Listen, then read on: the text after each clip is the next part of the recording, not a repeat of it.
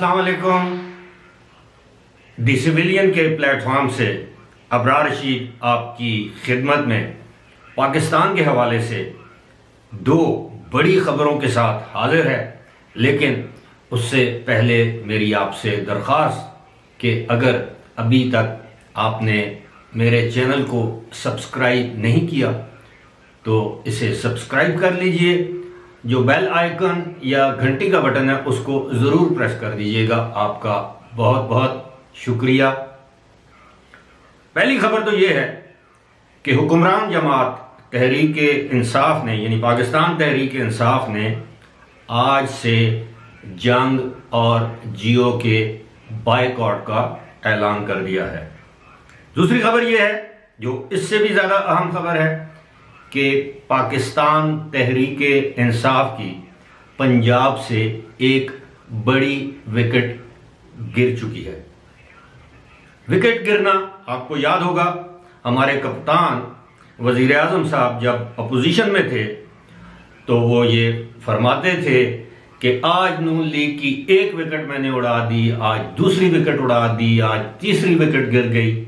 اسی طرح ان کے جو فالورز ہیں وہ بھی یہی زبان استعمال کرتے تھے، کرکٹ کی لینگویج جسے ہم کہتے ہیں۔ اس وکٹ کے حوالے سے میں ذکر ضرور کروں گا، لیکن سب سے پہلے جنگ اور جیو کے بائیکاٹ کی خبر۔ پاکستان تحریک انصاف نے جنگ اور جیو کے بائیکاٹ کا اعلان کر دیا۔ اس کا مطلب یہ ہے کہ اب پاکستان تحریک انصاف کا کوئی رہنما جیو کے کسی پروگرام میں، کسی ٹاک شو میں نہیں جائے گا، نہ ہی وہ جنگ یا جنگ گروپ سے وابستہ کسی بھی اخبار کو کوئی انٹرویو دے گا، کوئی بیان دے گا۔ اب اس کا سوچا جائے تو اس کا جنگ اور جیو پر کیا اثر پڑے گا؟ اس کا نقصان تو حکمران جماعت کو ہونا ہے، پی ٹی آئی کو ہونا ہے کہ ایک ٹاک شو میں اگر مسلم لیگ نون اور پیپلز پارٹی کے لوگ بیٹھے ہیں اور وہ حکومت پر کوئی الزام لگا رہے ہیں تو وہاں پر ان الزامات کا جواب دینے کے لیے یا اپنے حکومت کے دفاع کے لیے آبویسلی ان کا کوئی نمائندہ موجود نہیں ہوگا۔ ماضی میں بھی ہم نے دیکھا ہے کہ تحریک انصاف نے جنگ جیو کا بائیکاٹ کیا تھا۔ ماضی میں ہم نے یہ بھی دیکھا ہے کہ مسلم لیگ نون نے اے آر وائی کا بائیکاٹ کیا تھا، لیکن at the end of the day اس کا نقصان سیاسی جماعت کو ہوتا ہے، خاص طور پر جب وہ سیاسی جماعت حکمران جماعت ہو، حکومت میں ہو۔ اب دیکھتے ہیں اس کا فائدہ کب، کس کو، کیسے ہوگا۔ لیکن اس طرح کے اقدامات وہی حکومت کرتی ہے جو تنقید برداشت نہیں کر سکتی، جس کے پاس تنقید کا جواب دینے کے لیے دلیل نہیں ہوتی، اور یہ سب کچھ اس وقت کیا جاتا ہے جب کشتی ڈاواں ڈول ہوتی ہے، جب کشتی میں سوراخ ہونے شروع ہو جاتے ہیں، جب کشتی سے لوگ چھلانگیں لگانا شروع کر دیتے ہیں، کیونکہ انہیں معلوم ہوتا ہے کہ اب کشتی ڈوبنے والی ہے۔ کچھ ایسی صورتحال آپ نے شاید سن لیا ہو۔ پاکستان پیپلز پارٹی کے ایک رہنما تھے جن کی بہت عزت ہے، obviously ان کا پنجاب سے تعلق ہے، بہت عزت ہے، اپوزیشن جماعتوں میں ان کی عزت ہے، حکمران جماعت میں ان کی عزت تھی، اگرچہ اتنی نہیں تھی لیکن تھی۔ انہوں نے اصولوں کی بنیاد پر پاکستان پیپلز پارٹی سے علیحدگی اختیار کی اور 2018 کے الیکشن سے کافی پہلے انہوں نے پاکستان تحریک انصاف کو جوائن کر لیا۔ نام ہے اس شخصیت کا ندیم افضل چند۔ ندیم افضل چند یہ وہی ہیں جنہوں نے کورونا کے موقع پر اپنے ایک ملازم سے ٹیلی فون پر گفتگو کرتے ہوئے کہا، مختاریہ گل ود گئی ہے۔ اب اس سے پہلے بھی انہوں نے کچھ کہا تھا، لیکن ظاہر ہے وہ ایک ایسی بات ہے گالی کے زمرے میں آتی ہے جو میں اپنی ویڈیو میں بیان نہیں کر سکتا، لیکن جاننے والے جانتے ہیں۔ ندیم افضل چند کو انہوں نے الیکشن لڑا قومی اسمبلی کا، وہ الیکشن ہار گئے۔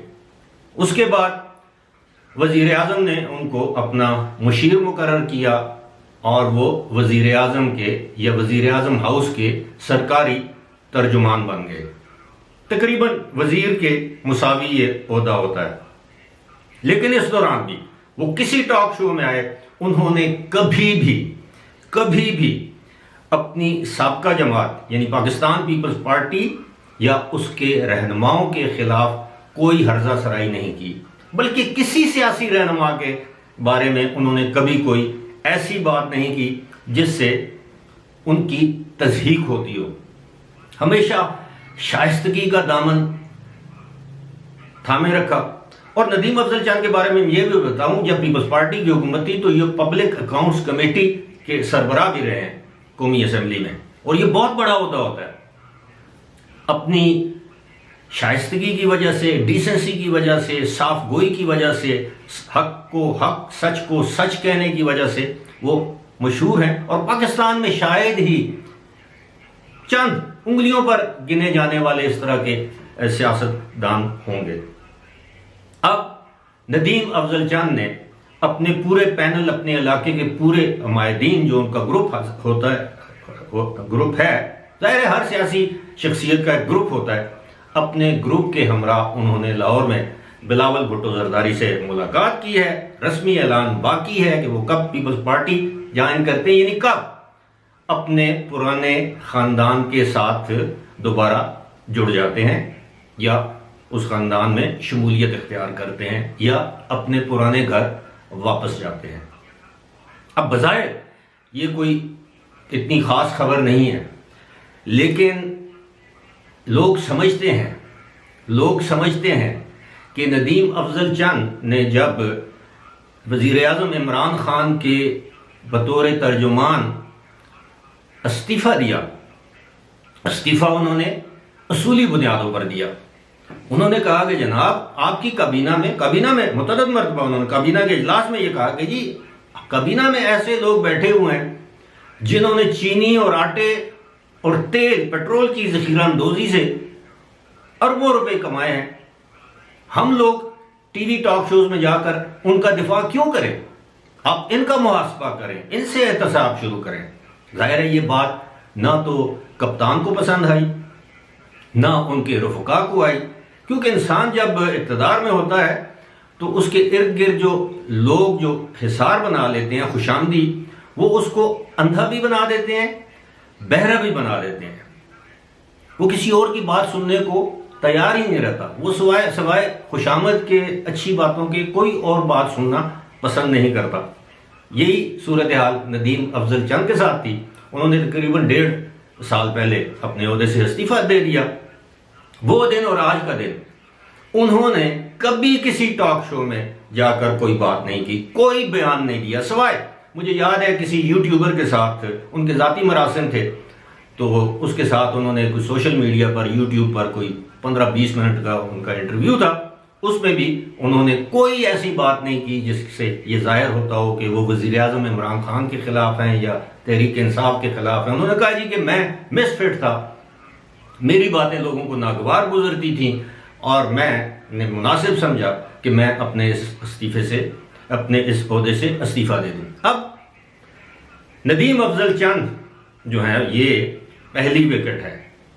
میں نے 2-3 روز پہلے ایک ویڈیو میں آپ کو بتایا تھا کہ 2 وفاقی وزراء بھی جلد ہی موجودہ حکومت کو داغ مفارقت دینے والے ہیں۔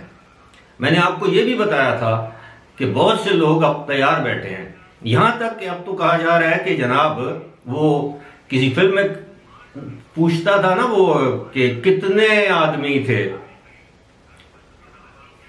ابھی شاید عمران خان پوچھتے ہوں گے اپنے وزیروں سے، کچن کیبنٹ سے، کتنے آدمی ہیں، تو جواب ملتا ہوگا خان صاحب جان کی امان پاؤں تو بتا دوں 200 سے زائد ہیں۔ فی الحال اسی کے ساتھ مجھے دیجیے اجازت، خدا حافظ۔